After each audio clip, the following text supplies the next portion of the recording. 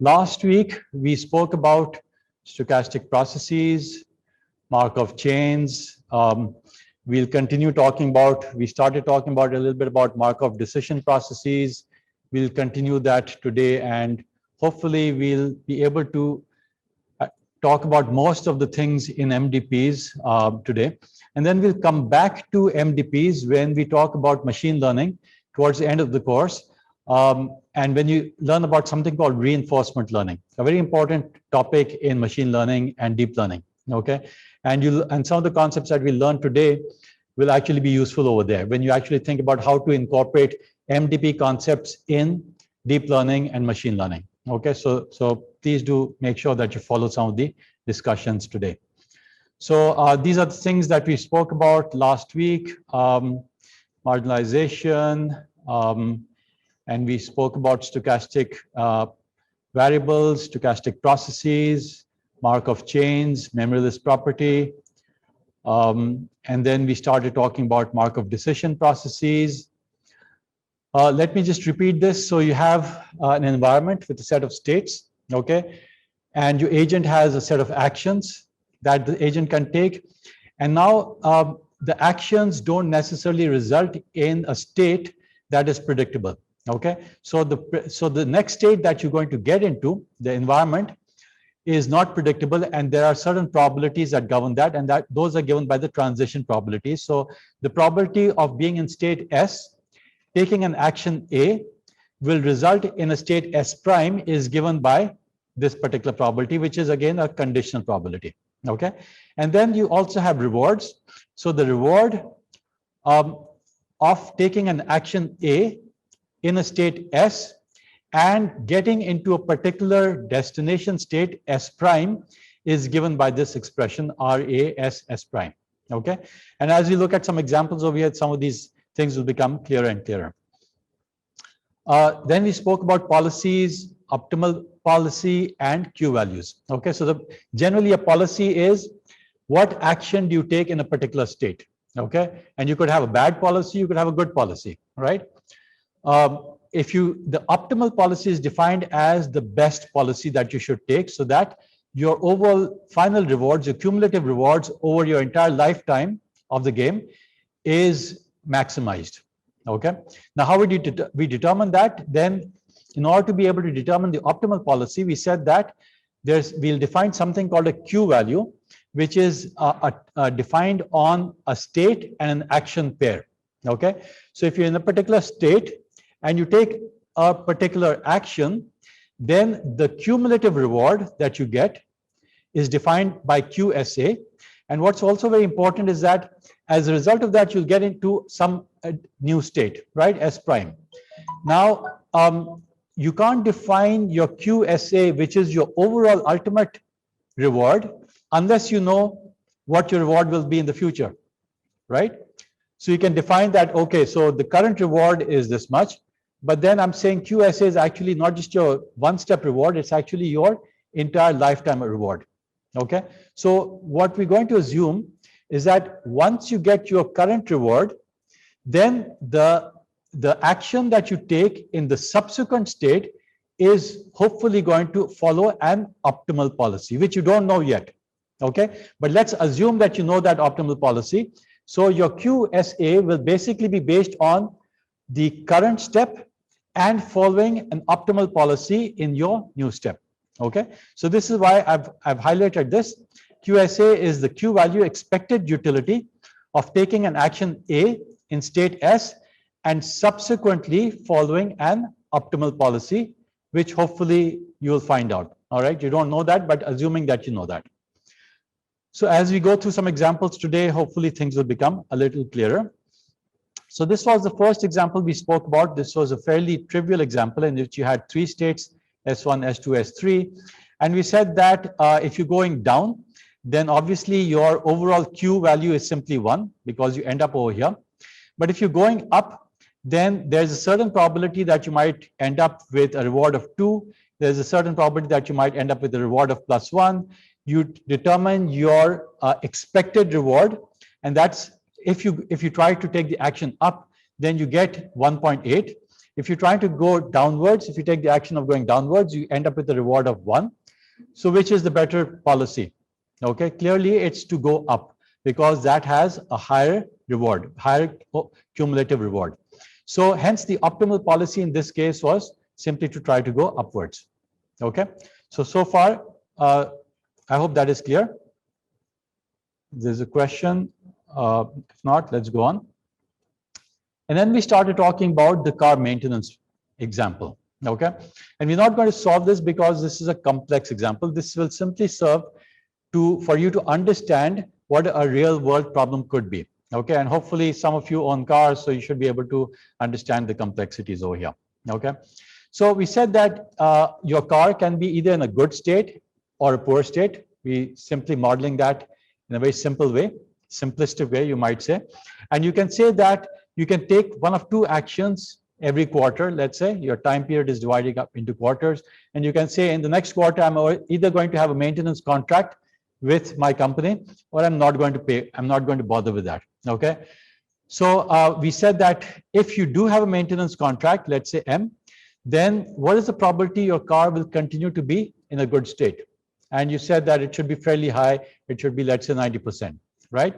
But if you don't have maintenance contract, there's a possibility that since you didn't maintain your oil and filters and so on, you may end up with your car going poor, in the poor condition. Okay, so here the probability of going here becomes fairly high. Here it was 0.1, now it becomes 0.5, and the probability that you will still continue to be, your car will continue to be in a good state, now reduces from 0.9 to 0.5.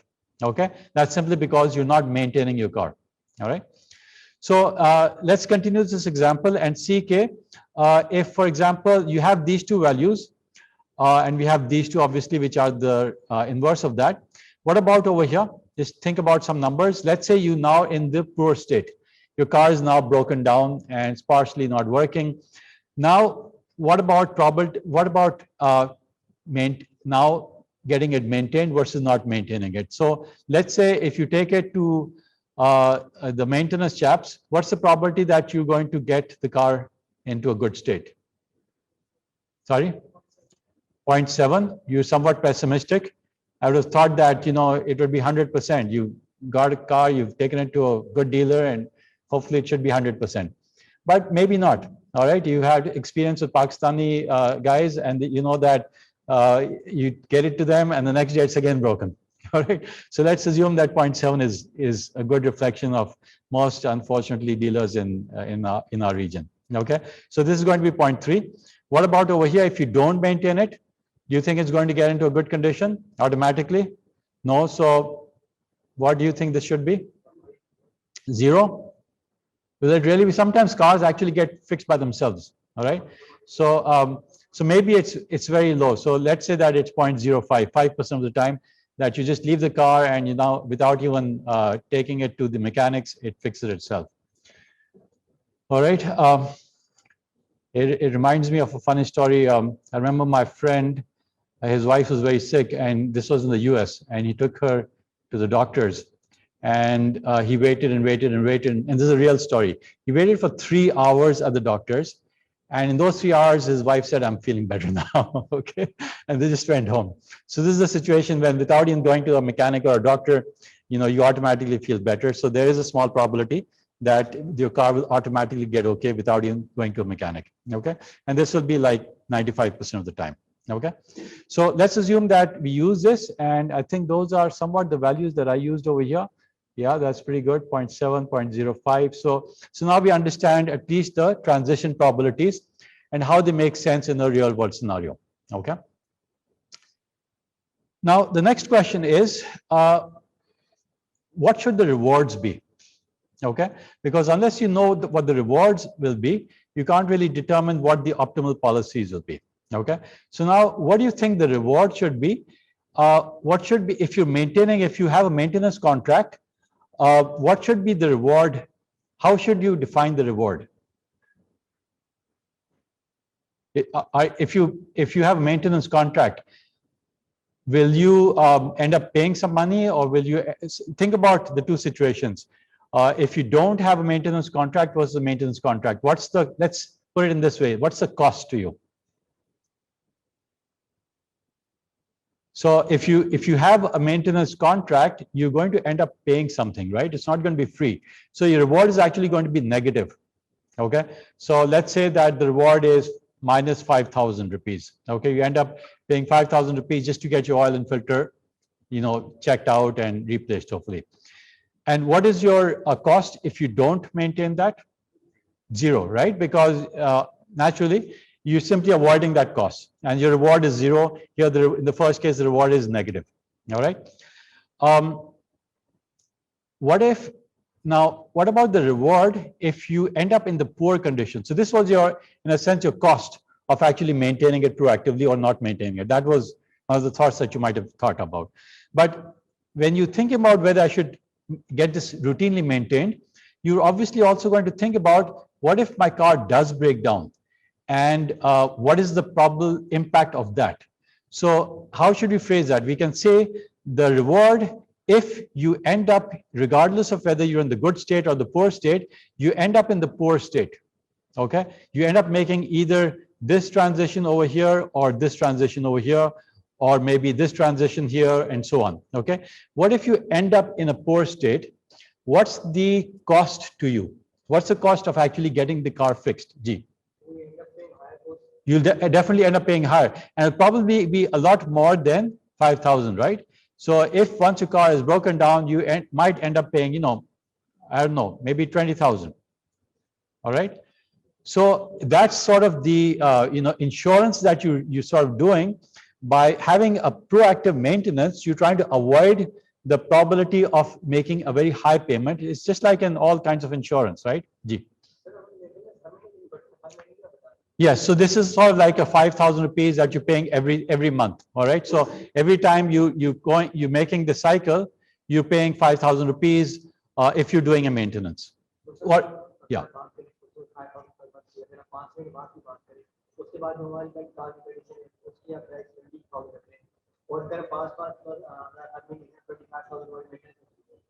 So absolutely. So there's a trade-off, and a lot of times people say, I'm not going to pay this insurance simply because, at the end of the day, it's not really getting me enough value. If I had just saved that money, that 5,000 rupees every month or every quarter, then the chances that the car is going to break down is let's say 10%.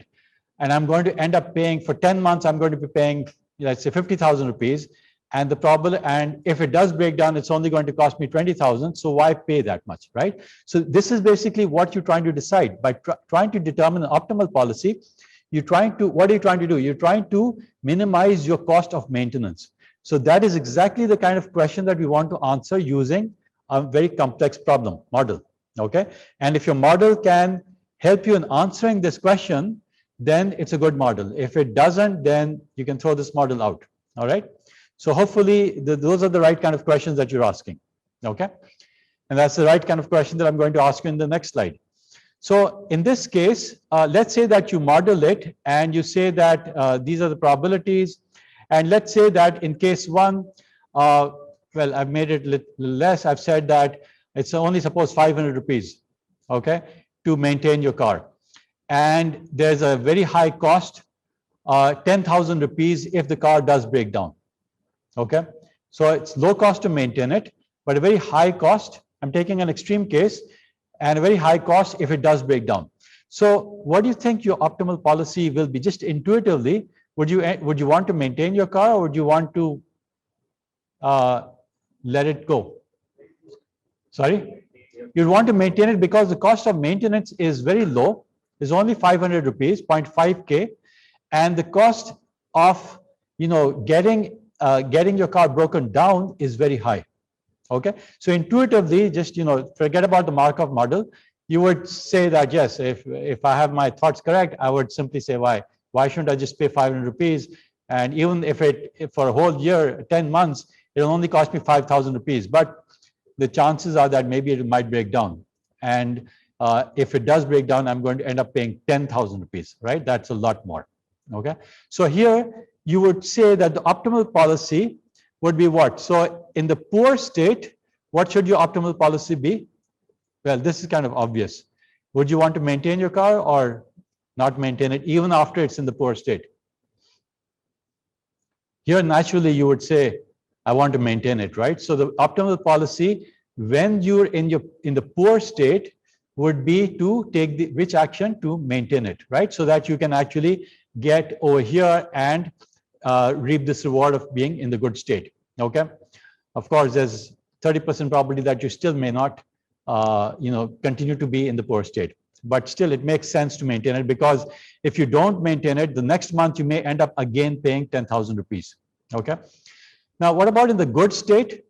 If you're already in the good state, as we just discussed, would you still want to maintain the car? You would still want to maintain the car because the premium of paying is very low. Okay, you're only paying 500 rupees. So this was case one. Now think of another example. And again, why did we decide this? What did it depend upon? If you think about the Q values, okay, how would you put this in terms of Q values? If you're in the good state, what would be your question to your Q values to be able to decide whether you should maintain it or not?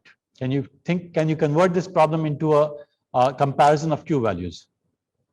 Okay, so remember, Q value is state and an action, and you want to say that in the good state, all right, in the good state, which action should you take? Should you take M, or should you take M bar, right? And how would you decide between these two?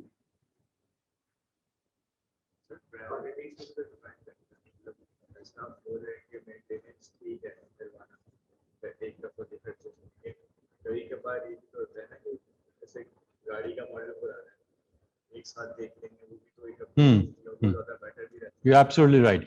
So now you're talking about something a little bit beyond the simplistic model that we made, right? You're actually thinking about, and that's a very good point. Keep that in mind. The question is, this is an old model. I'm trying to get rid of it anyway. So why should I pay so much for it? And if it goes bad, I'm just going to throw it away and I'm going to buy a new model, right? And I've just graduated from IBA and I've got a nice new salary. Okay. So those are things which are they part of this model? They're not.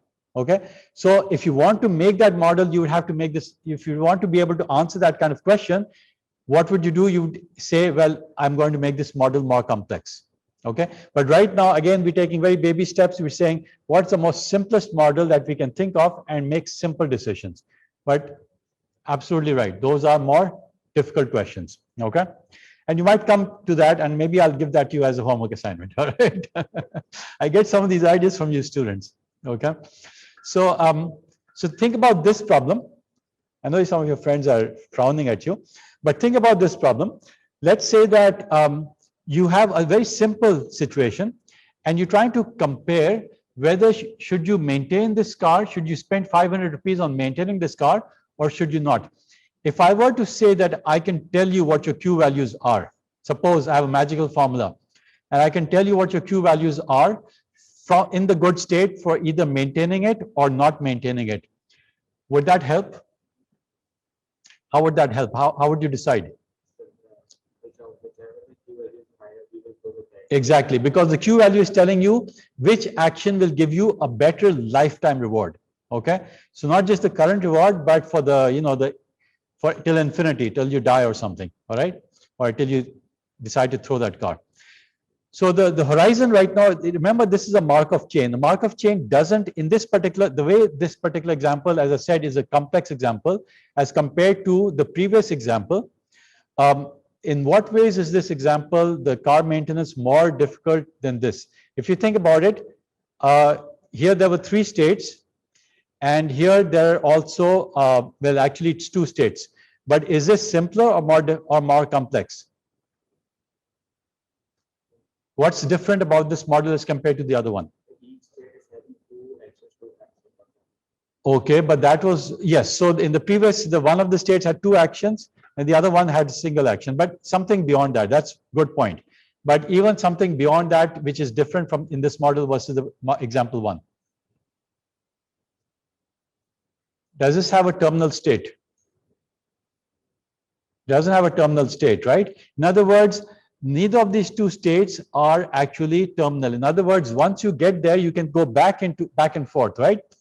You can go from G to P and P to G how many times? You can keep on going infinite times, right? So it's got an infinite horizon, and that's why it's a little bit more complex, because now earlier it was just a one state. You take one action and that's the end of the game. Okay.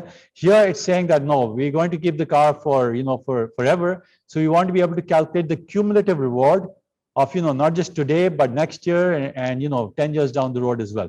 Okay. So that's why this is more complex.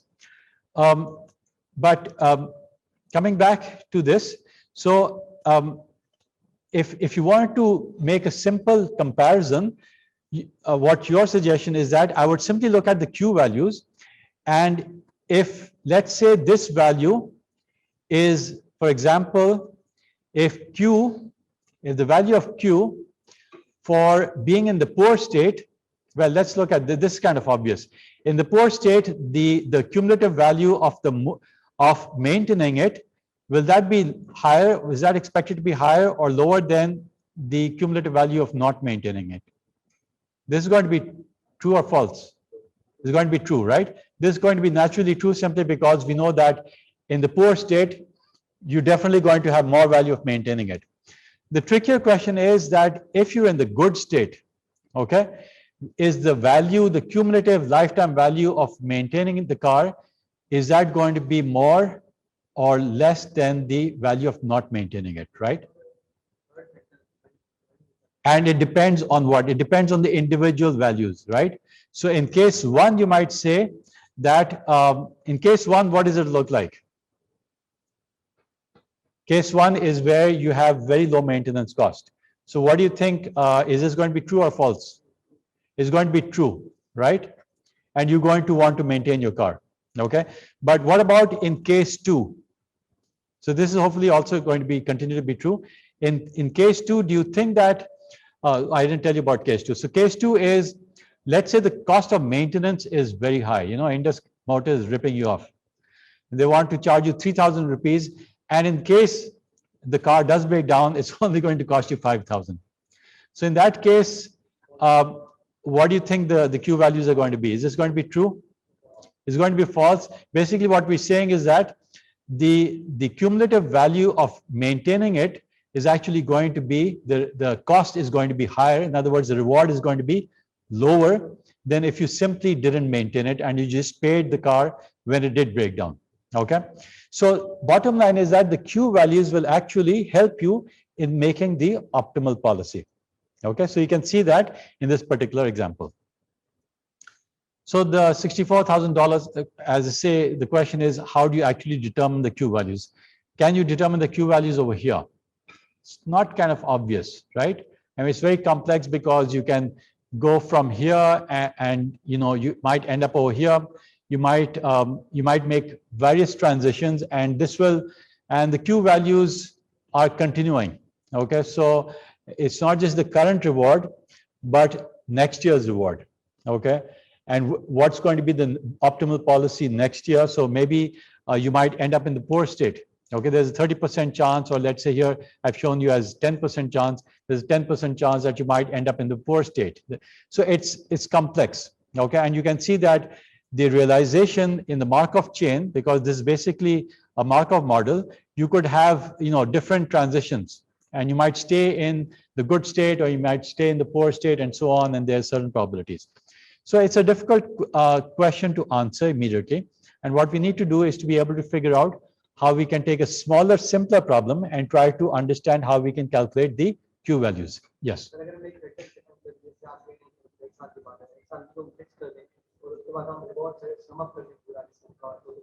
Exactly. So that's exactly how we should try to do it. Okay. So you've got some ideas. Let's use those ideas as we go forward. Okay. So, so just to remind ourselves, in order to be able to determine the optimal policy for each state, we need to know the Q values for each state action pair. Okay. And we not only need to know the state action, the Q values for just one state, but for all the states. Okay. And in this case, there are basically 4 values, right? Q in the good state, there's maintenance, not maintenance, and the poor state, there's maintenance, not maintenance. But you can imagine that the number of actions that you can take could be extremely complex. Okay, so going back to the chess example, the number of actions that you can take from any state are maybe 50 or 100. Okay, you could move a pawn, you could move a queen, you could move a rook, and so on. And the kinds of the next state that you go into will again be probabilistic, because you may have a foe. So these could be extremely complex. And basically the bottom line is that we need to be able to determine the Q values for each state action pair in order to be able to determine the optimal policy. Okay. So let's take a much simpler example. Okay. And this is sort of similar to the first example that we saw, and it's slightly more complex, so that we can try to understand more real world problems. And we'll try to see if we can come up with an intuitive answer for the Q values. Okay. And without actually referring to any algorithm.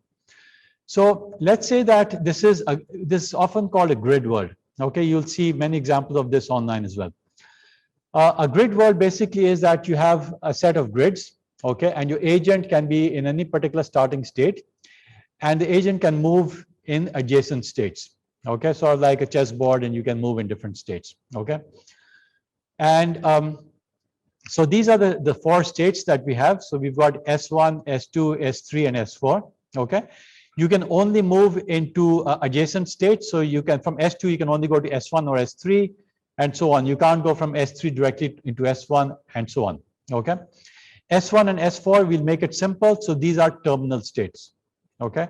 This is not an infinite time horizon. We can just make individual state jumps, and then if we end up in the terminal state, the game is over. Okay. We'll add some complexity. We will add a movement reward as well. Okay, so what we're saying is that every time you make a movement, you actually have some cost. Okay, so there is, you can think of it in real life. In real life, is there a movement cost whenever you try to make, if you think again, going from home to IBA, there is a cost. If you're going using different ways, there's obviously a cost, and the cost is actually perhaps a petrol cost or the time cost. Okay, so this could be represented in the movement cost, and the reward, because we talk about rewards, it will be negative. All right, and the rewards at the terminal states are simply -1 and +1. So it's very clear what the optimal policy should be, right? Simply because the reward in one direction is -1 and the reward in the other direction is positive. So obviously the optimal policy will always be given by these arrows which I've shown over here. So you'd always want to go in the upward direction. Okay. So far so good. The actions, of course, as I said, are only up and down. You can either go up or down. So it's a very simple problem. But now let's try to see if we can intuitively calculate the Q values. Okay. Now remember, the Q value depends not only on the state, but also on the action. So in every state, now you've got 2 Q values, either going upwards or downwards. Okay. So I've shown you four Q values. In state S3, you could have a Q value of going upwards. So we'll show that over here. These don't exist, just ignore them. You could have a Q value in state S3 if you take the action of going downwards. We'll show that over here. Okay. So the Q value of state, sorry, this should be S2. The Q value in state S2 of going upwards will be shown over here. The Q value in state S2 of going, too many mistakes. This is so speed down. So problems of cut and paste. So the Q value of being in S2 and going downwards will be shown over here. Okay. So let's try to calculate intuitively what these values should be. Remember, there is a reward of +1 over here, and there is a movement reward of -0.1 of making that movement. So what should be the Q value of S3 up? You're going to get a reward of +1 if you end in the S4 state. Okay, so we'll start off with a +1 reward, but there is also a movement cost. So minus 0.1, right? So you end up with 0.9. So your Q value of this state of taking the action upwards is going to be 0.9. Okay. Let's think about this one first. What about the Q value of going downwards from here?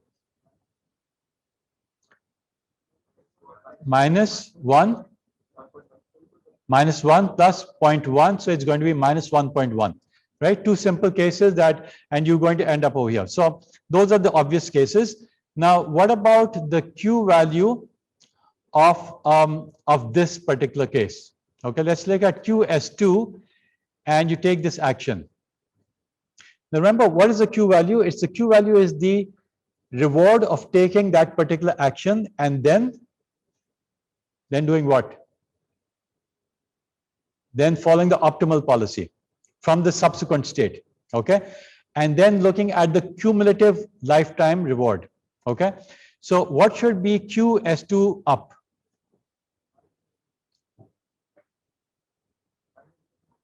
Minus 0.1, so that's clear. There's going to be a movement cost to go to S3, okay? Now we talk about lifetime cumulative utility or reward, okay? Yeah, yeah.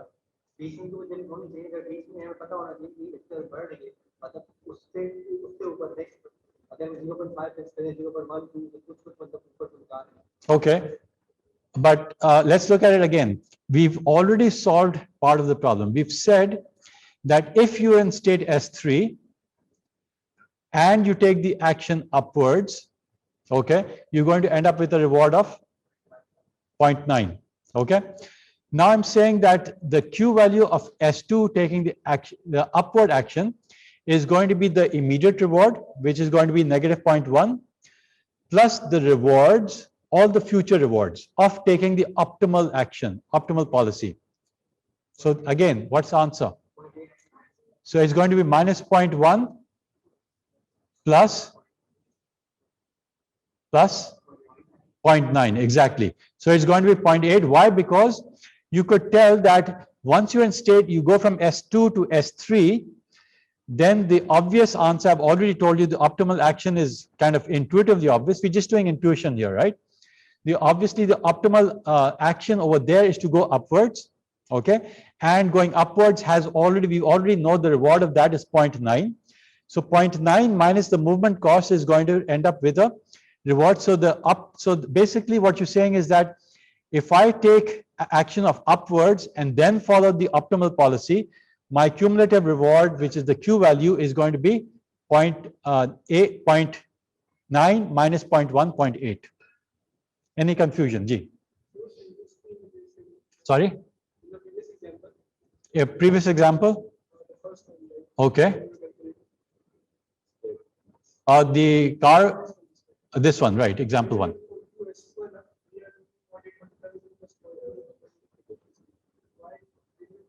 Okay, so the reason is because the problem was a little different. There we said that there's a probability. So this particular problem, example 3, I think, that we just talked about, is not probabilistic. So we're taking simple steps, okay? We've made it non-probabilistic, it's certain.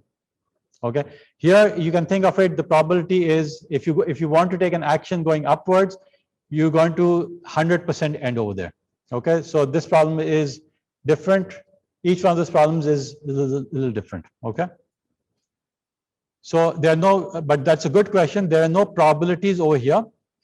Why? Because what I'm saying is that if you decide to go in the upward direction, you're 100% going to end up over there.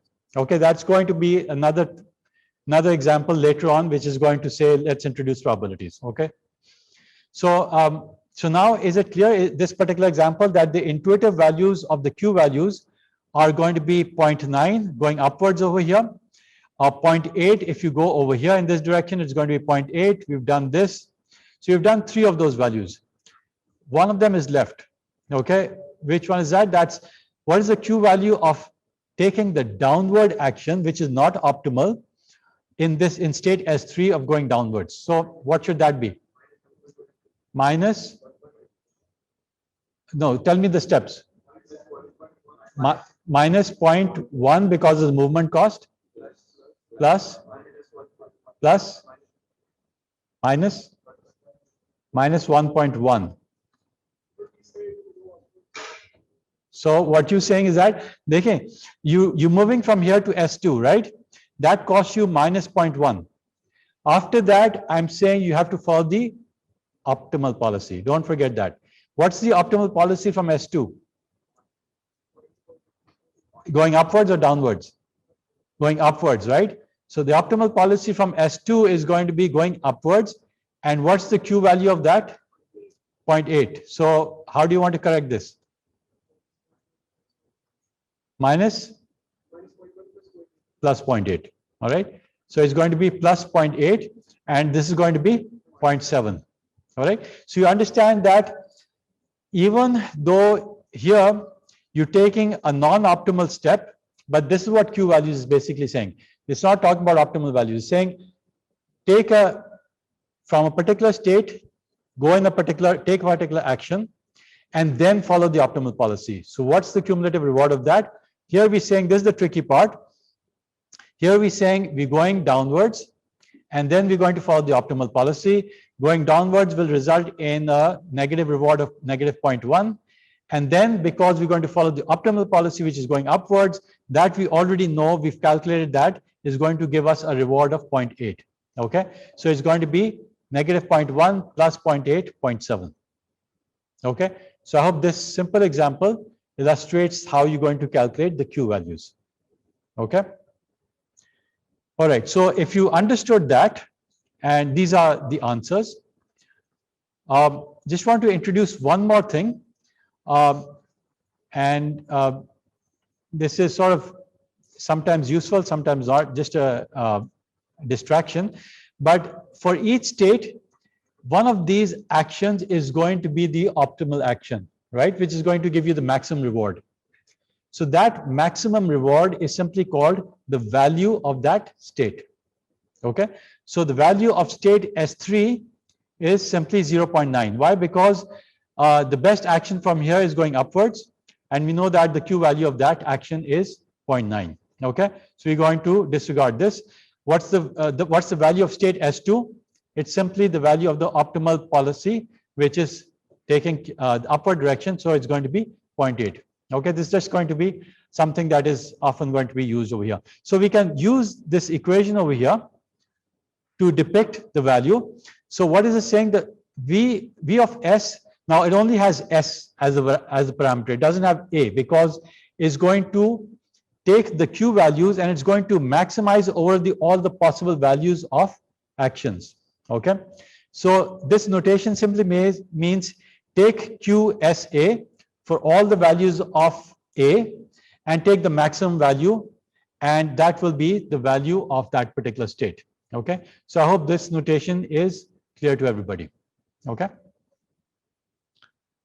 so now let me ask you, now that we've done it intuitively, can we come up with an algorithm to be able to solve this? Okay, think of it, maybe this wasn't so simple, right? This wasn't 4 state, maybe it was more complex. So how would you try to come up with an algorithm? Think of this as another tough homework assignment, all right? How would you come up with an algorithm to be able to solve this problem, right? Now, what's the complexity over here? The complexity is these two cases are very simple, right? You're ending up in the terminal state. Even here, it was kind of simple, right? Because we knew, but we don't really know beforehand. Let's say if you think about this, was it that simple? Especially if you're trying to solve this. You remember I went here first, and then I went here, and then I solved this, and then I solved this, right? Why? Because I had a bit of an intuition that this would depend on this, right? The Q value of S3 going downwards would depend on the Q value, the optimal Q value of state S2. So I've again got these mistakes. Okay, this should be down. So so that's why I went in a different order. But think about how would you generally solve this problem, G?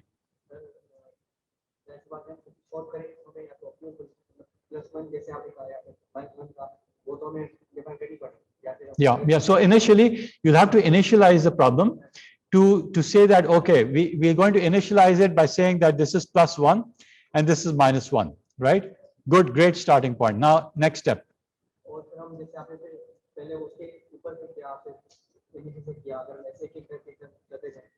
Very good. So are people following? Can you develop that thought? Anybody else wants to add conceptually what we're saying? What Ritik is saying here?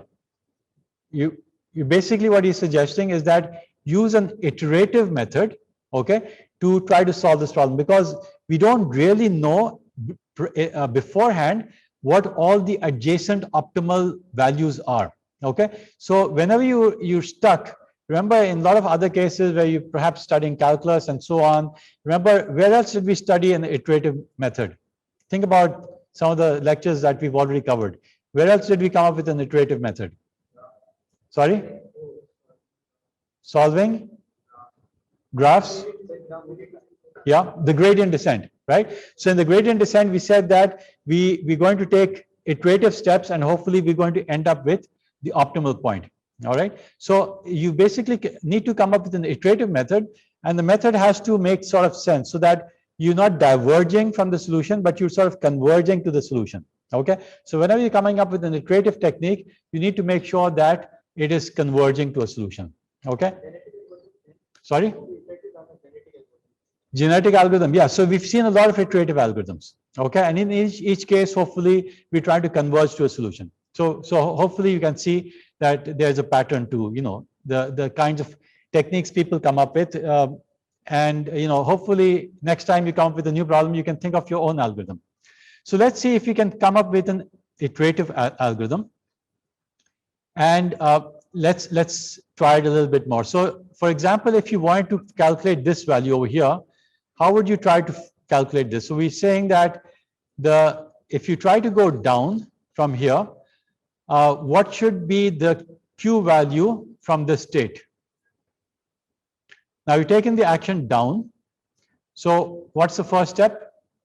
We're going to add, sorry? We're going to add the movement cost. So that would be represented as what? This is the reward of, in state S3, of taking action. How did we define that?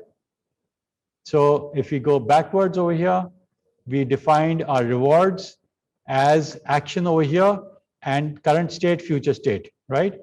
So let's go over here and say that current state and future state is going to be S2, right? And you're taking the action of going downwards, okay?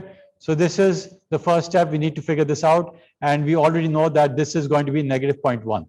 So this is how we can start with the first step. Now what are we going to define next?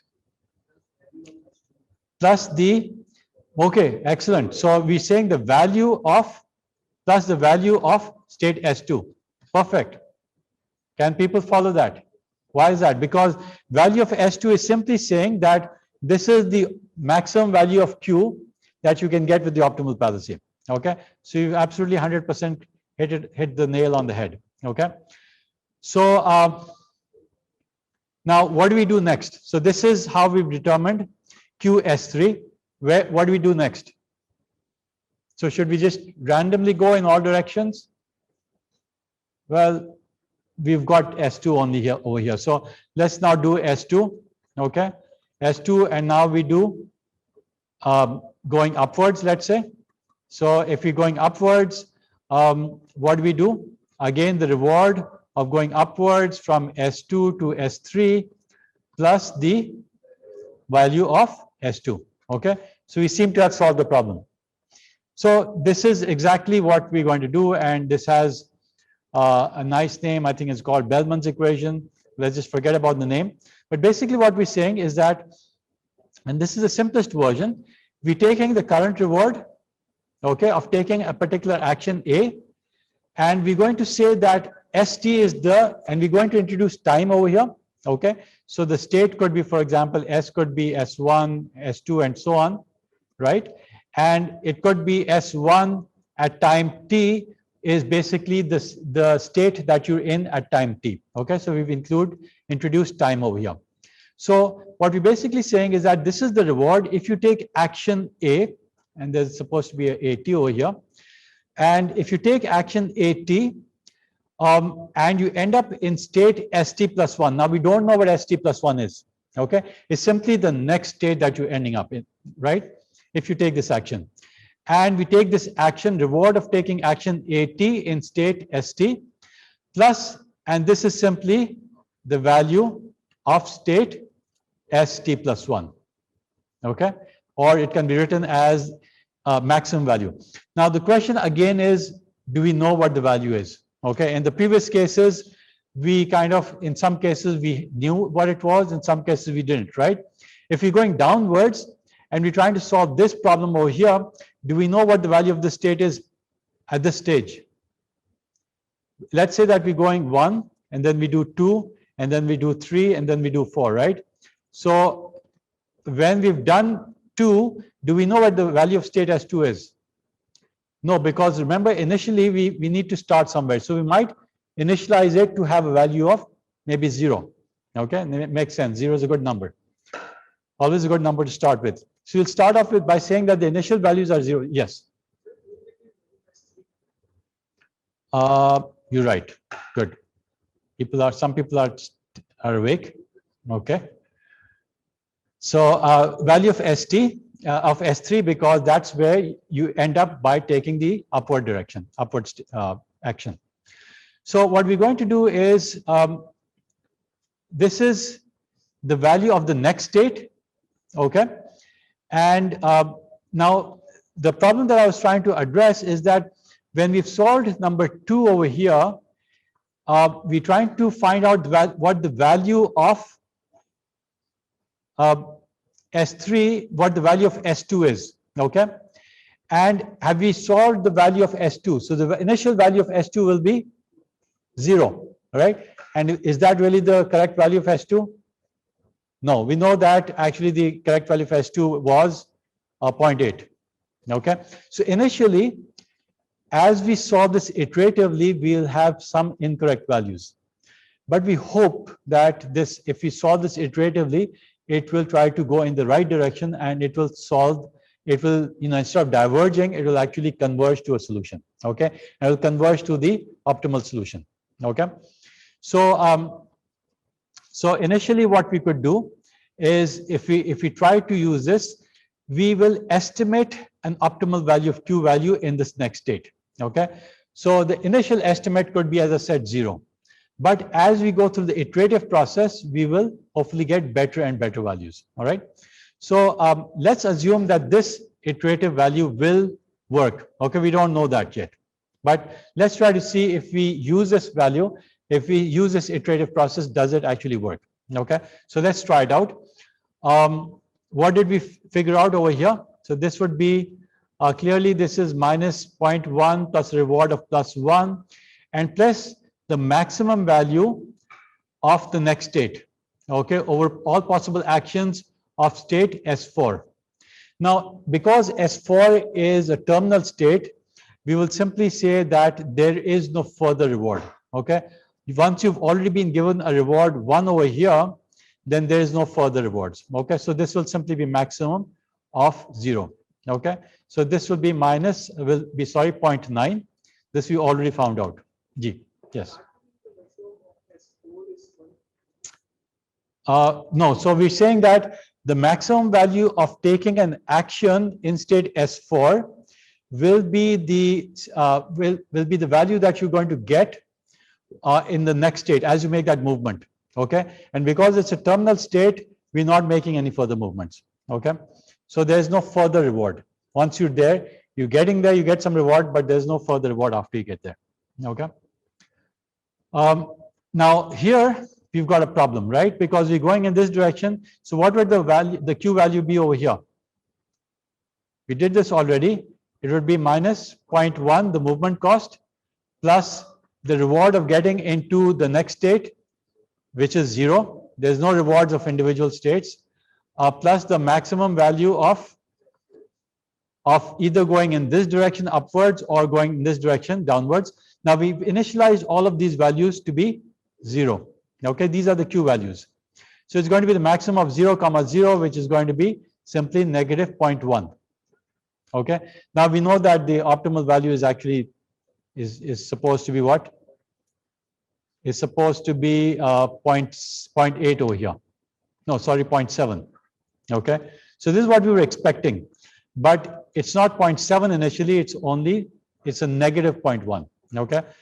So hopefully it's going to converge. We don't know that yet. Now let's look at this. What's the value over here? Negative 0.1 plus the reward of going into the next state. There's no further reward. Okay.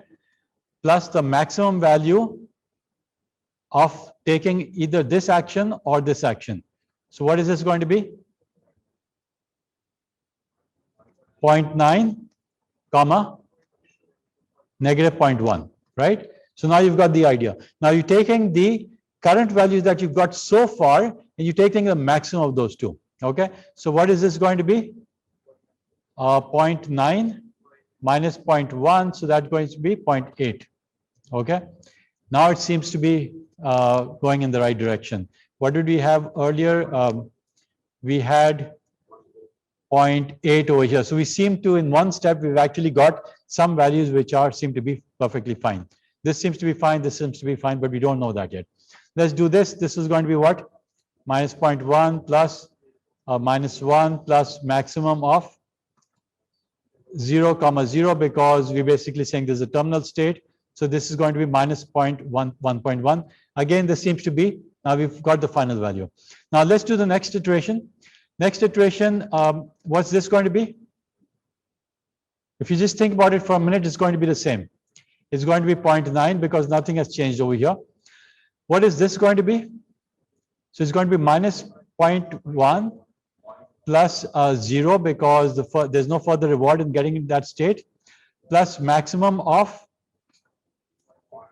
0.8 and minus 1.1.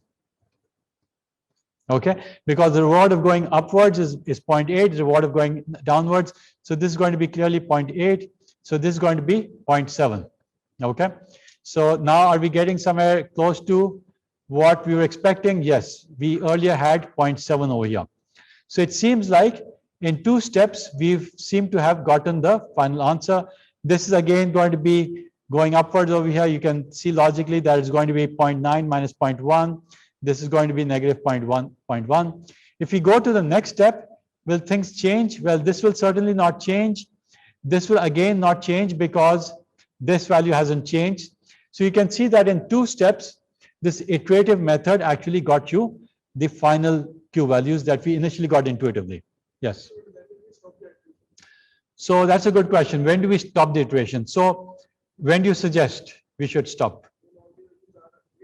When the values are not changing, right? So if you see that 0.9, 0.7, 0.8, minus 1.1 is now stable, you would just say that we're not getting any better. So this should be the optimal values. Okay. So now we basically solved a major MDP equation. It seems very simple, but yes, it does confuse people. And I'm going to now try to confuse you by adding some more complexity. Okay. So this was the answer. And here I've highlighted, what do you think I've highlighted over here? What do you think I've highlighted here? The values, right? So the value of each state has been highlighted over here because you can see that the value of this state is 0.9, the value of this state is 0.8.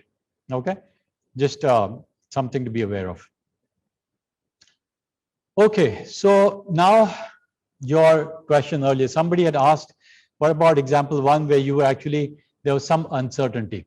So let's now make the problem a little bit more complex and see what happens if you have uncertainty. So now I'm saying that you have the same problem, okay?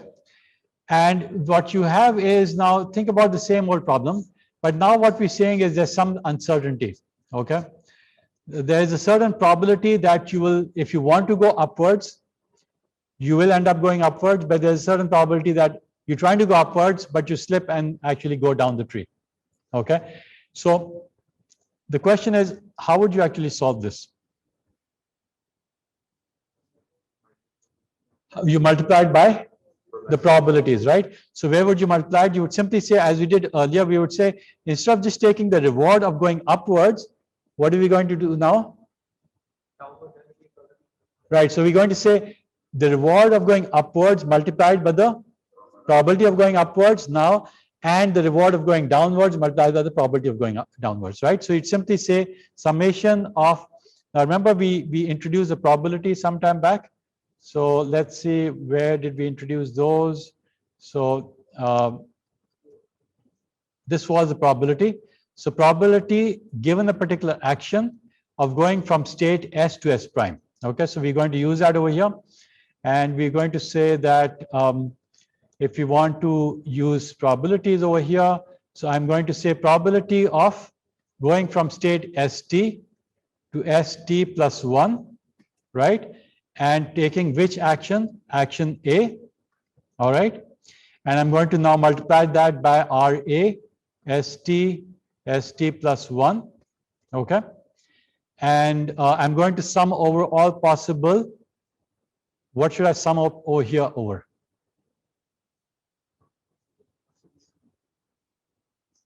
I could sum over all the possible future states, right? So I could do a sum over all possible ST plus 1 states, okay?